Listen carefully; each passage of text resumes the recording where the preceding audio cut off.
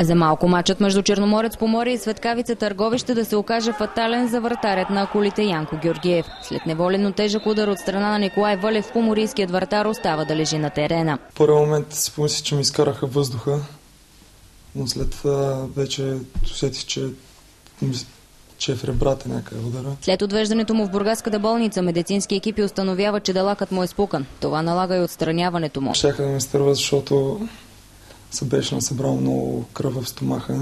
2 литра. Това не е първа травма за 22-годишният спортист. Защото той в комоцио беше преди, палеца на ръката беше чупил. Въпреки травмите, които е получил, Янко смята да се върне съвсем скоро на терена. Има по-малък брат, който е тръгнал по неговите стъпки и се чувства длъжен да му дава пример.